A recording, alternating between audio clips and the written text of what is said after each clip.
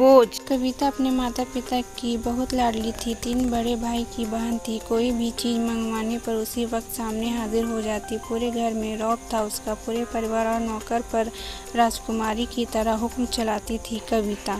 School में भी पूरा रौब था उसका। बड़े घर की लाडली जो थी वो ऐसे ही उनके कॉलेज में दाखिला लिया। उसके ठाट बाट बड़ी गाड़ी में आना जाना, हर दिन नया फैशन दिखाकर हर कोई उससे दोस्ती करना चाहता था। थोड़े ही दिनों में उसके बहुत से दोस्त बन गए। पूरे कॉलेज में उसकी अपनी ही एक पहचान थी।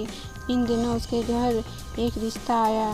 खानदानी लोग थे और पापा की पुरानी जान पहचान थी। उसके साथ कविता के साथ कोई जबरदस्ती नहीं थी, पर कविता ने फिर भी हाँ कर दी क्योंकि वो अपने परिवार से बहुत प्यार करती थी। वो जानती थी कि वो लोग उसका अच्छा ही सोचेंगे। लड़के का नाम राज था। राज काफी पढ़ा लिखा और समझदार लड़का था। ससुराल वाले भी बहुत अच्छे थे। ससुराल में कविता की जगह वैसे ही थी जैसे कि मायके में कोई भी कार्य कविता की सलाह के बिना नहीं होता था। सबकी लाडली बहू बन गई थी वो। फिर उसके घर एक बेटे का जन्म हुआ। राहुल कविता को जान से प्यारा था। पोता पाकर ससुराल वाले फूले नहीं समा रहे थे। कविता कभी कभी सोचती कि उसकी किस्मत कितनी अच्छी, उसका हर अपना उससे कितना प्यार करता है। चाहे जीवन में कैसे भी समय आए, मेरे अपने हमेशा मेरे साथ है। मैं कभी अकेली नहीं हो सकती। इतनी खुशकिस्मत हूँ मैं। पर शायद कविता की खुशियों को उसकी अपनी ही नज़र लग गई थी। एक दिन वो मायके जाने की जिद पर बैठी। राज को बहुत काम था लेकिन वो फिर भी उससे ले गया। रास्ते में उनकी गाड़ी अन्य गाड़ी से टकरा गई। कविता, राज और राहुल बहुत बुरी तरह से जख्मी हो गए। कविता दिनों के इलाज के बाद राज और राहुल तो ठीक हो गए लेकिन कविता पूरी तरह ठीक ना हो सकी। सर पर चोट लगने के कारण वह अपनी आंखों की रोशनी खो बैठी।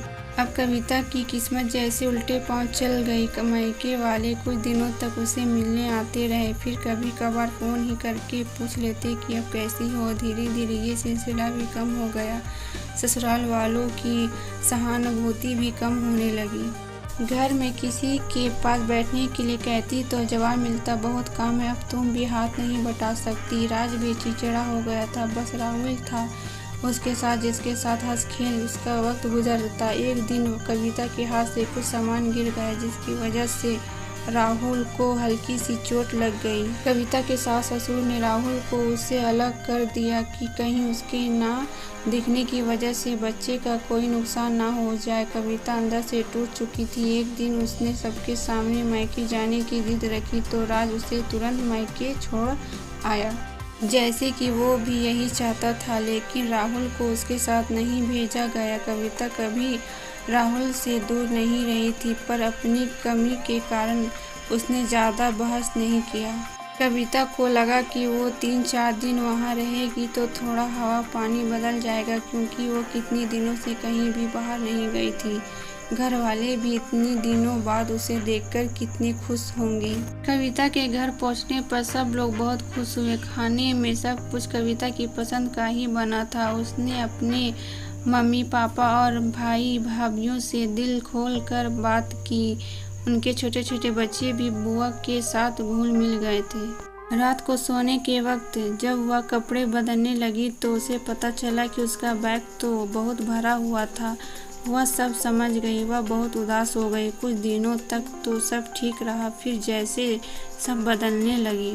सबका व्यवहार बदल रहा था। वो लोग जैसे थक चुके थे उससे। सब लोग घुमा फिरा कर पूछने लगे कि राज कब आ रहा है उसे ले जाने। वो बहाना बना देती जबकि वो जानती थी कि उस घर में अब उसके लिए कोई जगह नहीं है। कविता से चलते वक्त कुछ न कुछ नुकसान हो जाता। थोड़ी बहुत टोकर टाकी उसे सुनाई देती, वो टाल देती। एक दिन उसके हाथ से लगकर एक कीमती फूलदान टूट गया। छोटी भाभी ने बहुत हंगामा मचा दिया। कविता के माता पिता रोज रोज के झमेले से तंग आ गए थे।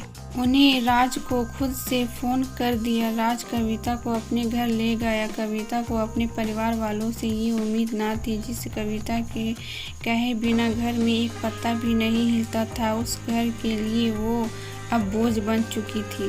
राज के साथ ससुराल आते वक्त वह बहुत खुशी थी क्योंकि वो अपने घर जा रही थी, अपने जिगर के टुकड़े राहुल के पास। परंतु ये खुशी भी कुछ पल की ही थी। सारा बंदोबस्त पहले ही किया हुआ था। कविता को सीधे ऊपर वाले कमरे में पहुंचा दिया गया। राहुल से दूर रहने की सख्त चुनौती दी गई। एक काम वाली लता को उसकी जिम्मेदारी सौंपी गई जो उसके खाने पहने जैसी जरूरतों का ध्यान रखती। कविता ज्यादातर चुप ही रहती, कभी कभी काम वाली लता से थोड़ा बतिया लेती। उसके जरिए राहुल का पता चल जाता। सबकी लाडली बेटी और बहू सबके लिए लाडली से बोझ बन चुकी थी।